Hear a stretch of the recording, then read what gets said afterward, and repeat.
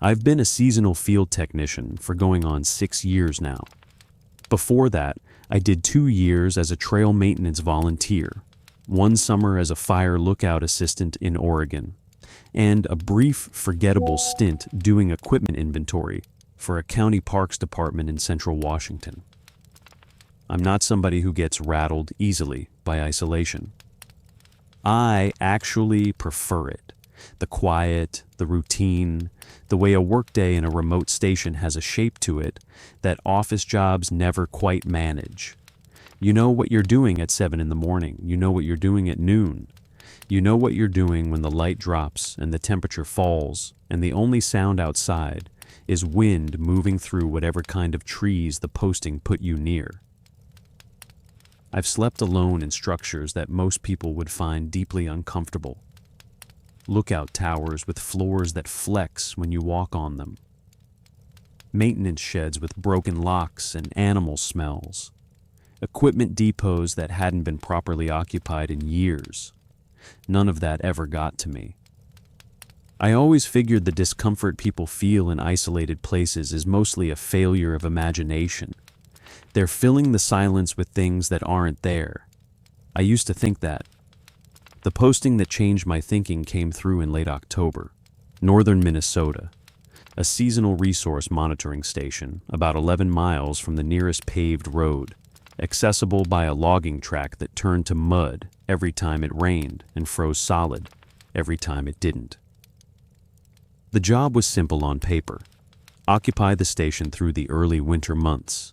Conduct weekly water quality readings at 4 designated creek sites. Log weather data twice daily. Maintain the equipment. Keep the cabin in operational condition. File digital reports when the satellite uplink was functional, which the pre-assignment documentation warned me would be irregular. The pay was good for what it was. Better than good, actually, which I noticed but didn't think too hard about. I needed the money. My truck needed a transmission, and I had 3 months of deferred dental work and an ex-wife whose support payments I was already behind on. And this posting came with housing included and a per diem that would let me bank almost everything I earned. That's the part they rely on, not just for me. I think that's always how these things work. You take the job because the numbers make sense and you don't ask enough questions about the specifics. The drive-in took most of a day. The last 2 hours on the logging track were slow going, even in dry conditions, and the trees came in close on both sides. Tall second-growth birch and aspen, with their leaves already gone by that point in October. The trunks pale and bare and crowded enough that looking into the woods felt like looking at something deliberately obscured. The station came into view just before dusk. It was smaller than the photos in the assignment packet had suggested. A main cabin structure, maybe 400 square feet, wood-sided and painted a dark green that had faded to something closer to gray. A separate equipment shed, a narrow covered porch, a generator housing on the north side of the structure, a single satellite dish mounted on a pole about 30 feet from the cabin, the cable running along the ground and in through a conduit near the base of the exterior wall.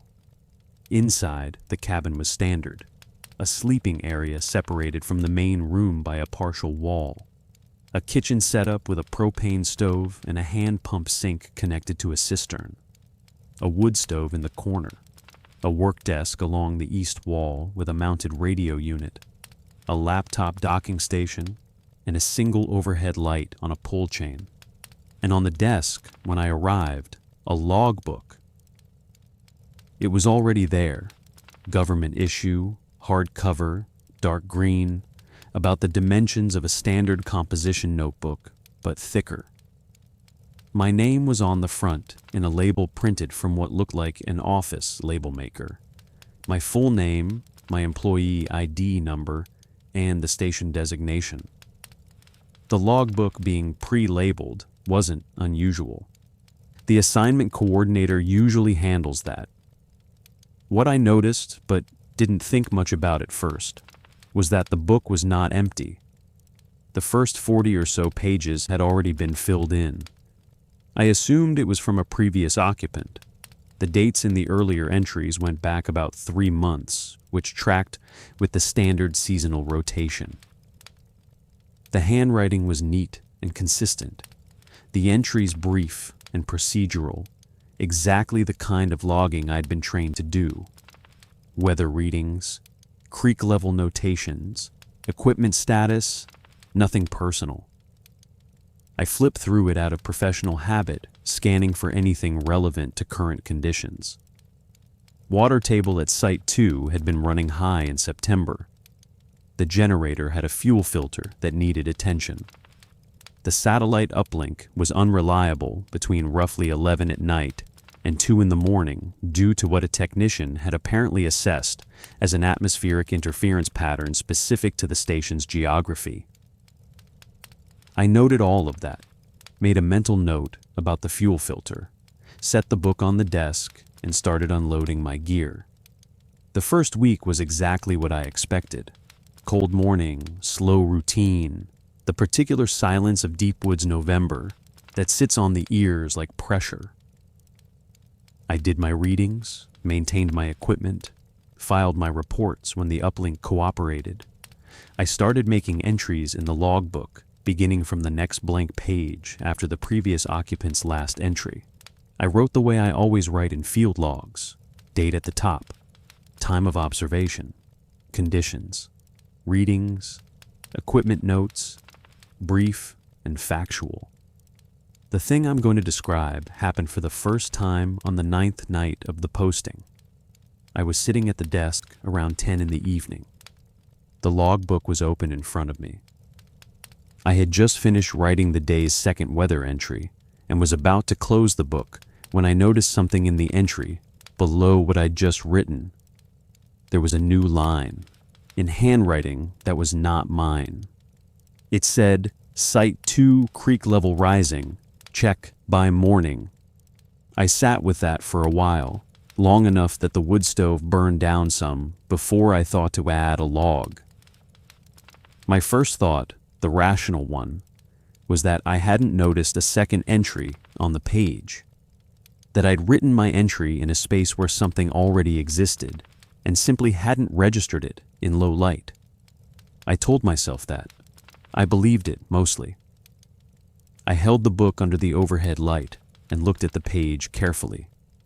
The ink from my own entry was dry. The ink from that other line was dry. But the handwriting was different from mine.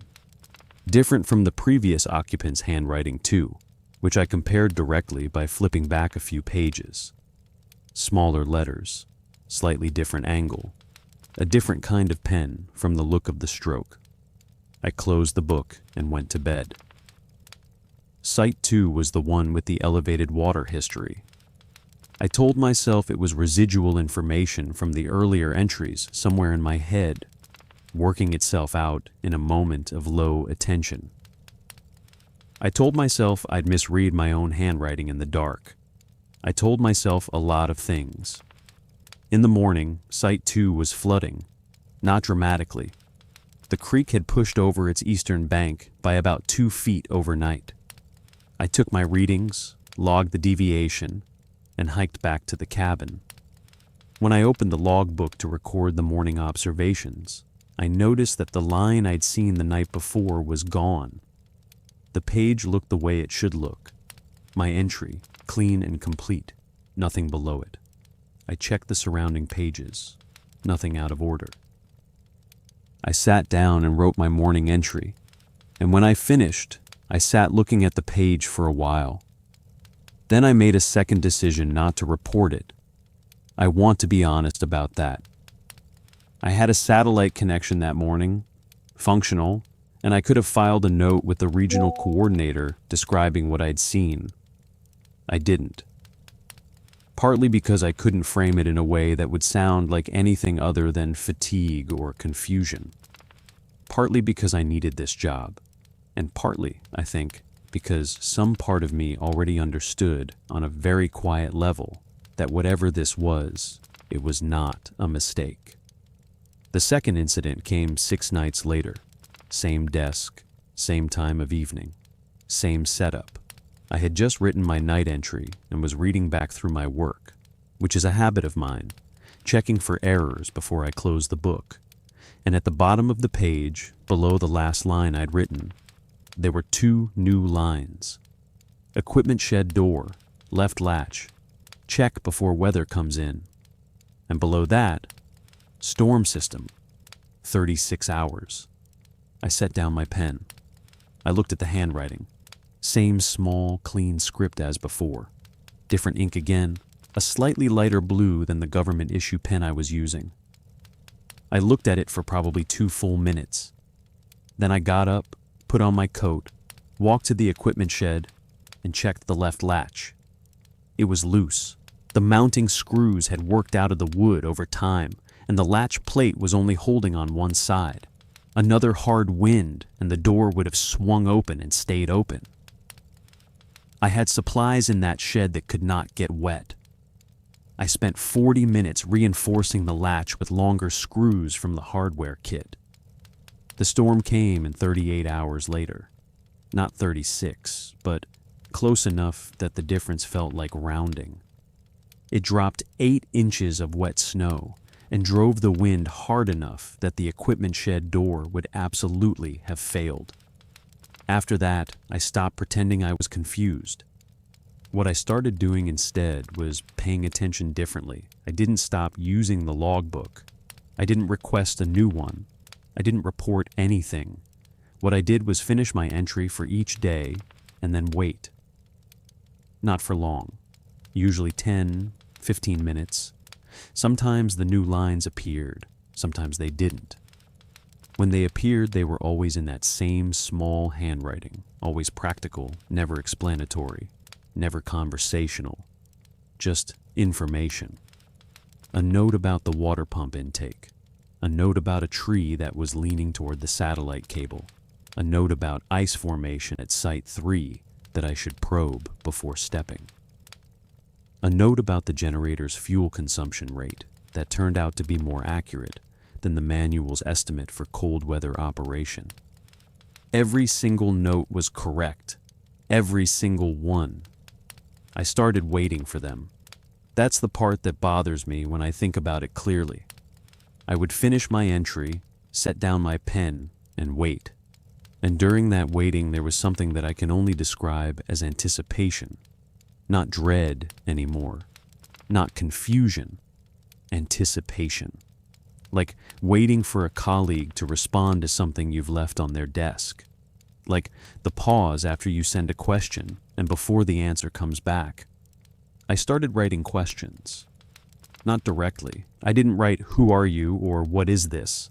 I wrote my procedural entries the way I always had, but I started including uncertainty in them. Operational uncertainties. Things I genuinely didn't know. Fuel reserve estimate unclear. May need resupply before end of month. Site 4 readings inconsistent. Unclear if equipment issue or actual variation. And the entries that came back addressed those uncertainties. Not always fully. But they responded to what I'd written. Every time. There was a night in December when I came back from Site 1, reading in conditions that had deteriorated faster than predicted. I was cold and behind on my schedule, and I sat down and wrote my entry, and I was, I'll say it honestly, a little scared. The logging track had been icy, and I'd come close to losing the truck on a curve I knew well enough to be careless about. I wrote the entry, date, time, conditions, readings, and then at the bottom of my entry, before I'd put the pen down, I wrote something that wasn't procedural. I wrote, "It was close today." I don't know why. I think I just needed to write it somewhere. When I checked the page 10 minutes later, below my line, in that small handwriting, "Drive slower on the south curve. Ice forms there first." That was when I started feeling something I don't have a clean word for. It wasn't gratitude. It wasn't fear, or not primarily. It was something more like the feeling of being watched by something that is not hostile, being observed by a system that has requirements and is checking whether you meet them. Being incorporated. I started being more careful on the south curve. Around the third week of December, I did something I'm not entirely comfortable admitting. I started leaving the logbook open on the desk when I went to bed. I told myself this was practical, so the morning entry would be easy to start. But I think the real reason was that I wanted to see if anything appeared in it while I slept. The first morning I tried this, there were 3 lines on the page when I got up. 2 were operational, waterline insulation check, and a note about the propane connection that turned out to have a minor seepage issue I wouldn't have caught for weeks. The third line was different. It said, "You sleep too light. It will wear on you." I read that maybe 8 or 9 times. I looked at the handwriting. Same script, same instrument. I sat with my coffee and looked at it.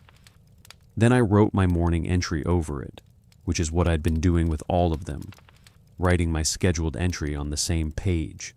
And by the next time I looked, that line was gone the way they always went. But it had been accurate. I was sleeping badly, waking at 3, 4 in the morning for no reason I could identify, lying in the dark, listening to the cabin settle and the wind work at the roof. I'd been blaming the cold, the altitude, the isolation. But the note had said it plainly, and something about having it written down by an outside party made it feel more factual than a self-assessment would have.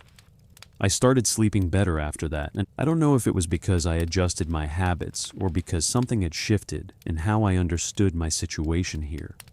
Probably both. I had one satellite call with the regional coordinator in mid-December, a routine check-in. She asked how operations were going. I said fine, everything on schedule. She asked if I had any issues to report. I told her about the latch repair and the propane connection, both of which I'd actually documented in my reports already. She confirmed she'd seen those entries and said good work. She didn't ask about the logbook. I didn't mention it. At one point in that conversation, she said something that stayed with me. She said the station had a good history of clean operational runs, that they always seemed to get strong field technicians out there. I asked how many previous occupants the station had had. She said she'd have to look into the exact number, but that the station had been operational in its current capacity for about 12 years. I thought about the handwriting in the logbook. Small, clean, consistent across every entry. The same for 3 months of previous occupant notes, and then different for the entries that appeared after mine began. But the same as each other. All the appearing lines from night 9 forward were written by the same hand, the same small, precise instrument. 12 years, she'd said. I asked if the logbooks got archived. She said yes. The completed books got sent back to regional at the end of each occupant's tenure, and they kept them on file for 7 years per records retention policy. I thanked her and ended the call. That night, I went back and looked at the first 40 pages of the logbook again, the previous occupants' entries, and I read them more carefully than I had in October. The handwriting was neat and procedural and unremarkable, but at the end of one entry, near the end of that section, the last entry with that occupant's handwriting, there was a line I had missed on my first read. A single line at the bottom of the page, below the day's notation. It said, "You'll do fine. Pay attention to the book." I turned that page over and held it up to the light. Checked both sides. Put it back down. The handwriting on that line was small, clean. The same instrument as all the lines that had appeared in my entries. That occupant hadn't written it either. I closed the book and sat at the desk for a while. The wood stove was going. The cabin was warm. And outside, there was that heavy northern winter silence. the kind that isn't actually silent, that has its own ambient hiss and pressure. I thought about 12 years. I thought about archived logbooks. I thought about what it would mean if every book for 12 years had a handwriting in it that wasn't the occupant's. The same handwriting, all the way back. I thought about the person who occupied this station before I did, reading a line at the bottom of their last entry, and maybe sitting the way I was sitting, in this chair, at this desk, in this quiet. I made a decision then, not a dramatic one, not the kind you'd announce. I just decided that I was going to do my job well. I was going to take my readings and maintain my equipment and file my reports. And I was going to pay attention to the logbook. And I was going to drive slower on the south curve. What else is there, really? The posting extended twice. First by 3 weeks at Regional's request. Something about the next occupant's background check taking longer than expected. Then by another 2 weeks due to access road conditions. I stayed. The per diem kept accumulating. My truck got its transmission. I made a payment on the dental work. I stopped thinking of the extension as an inconvenience. The logbook entries kept appearing. Through January, through February, through the first false thaws and refreezes of early March. They were always operational, always accurate. A few times they were things I already knew, which I appreciated in a way I find hard to explain. It was like confirmation, like something checking my work and finding it acceptable. There was one night in late January when the wind was bad enough that I thought there might be structural damage to the satellite dish mount. I wrote that concern in my entry, not dramatically, just concerned about dish mount stability in sustained wind. Will inspect at first light, and the line that appeared below it said only, "It's held before. It'll hold." It held. In March, a few days before my extended posting ended, I sat down to write what I knew would be one of my last entries. The next occupant was confirmed, and their drive-in was scheduled for 4 days out. I wrote my readings, my weather notation, my equipment status. And then, below the last line of my entry, I wrote one more non-procedural line. I wrote, "I hope whoever comes next pays attention." I closed the book and went to bed. In the morning, the book was open on the desk, the way I'd been leaving it. I looked at the page. My entry was there. My final line was there. Below it, in that small, clean handwriting, "They will, if you leave the book ready." I sat down and thought about that, about what it meant, about what leaving the book ready would mean. I made my breakfast and did my morning reading at Site 1, and came back and sat at the desk again, and I wrote one more entry. The last one. Standard format, date, time, conditions, and at the end, in my own handwriting, I added a single line for whoever would come next. Pay attention to the book. I closed it and left it on the desk with my name's label facing up. The drive out was fine. The south curve was dry. I went slow anyway. I've been back at a regional office doing equipment coordination for about 4 months now. Desk job, essentially. Data entry, supply logistics, nothing in the field. I took it because I was tired, which I told myself at the time, and because the pay is decent, which is also true, but I think the real reason is something I haven't said out loud to anyone. I miss the logbook. I mean that plainly. I sit at a desk every day, and I do my work, and I file my entries into a digital system, and everything I put in stays exactly the way I put it in, and nobody adds anything, and nothing appears that I didn't write. It is completely ordinary and completely quiet, and it feels, in a way I can't fully rationalize, like a loss. I've thought about requesting another seasonal field posting. I have the seniority for it. The regional coordinator would approve it without hesitation. I know which station I would request. I know the drive in. I know the South Curve. Some nights, at my apartment, I find myself sitting at my kitchen table after dinner with a notebook in front of me.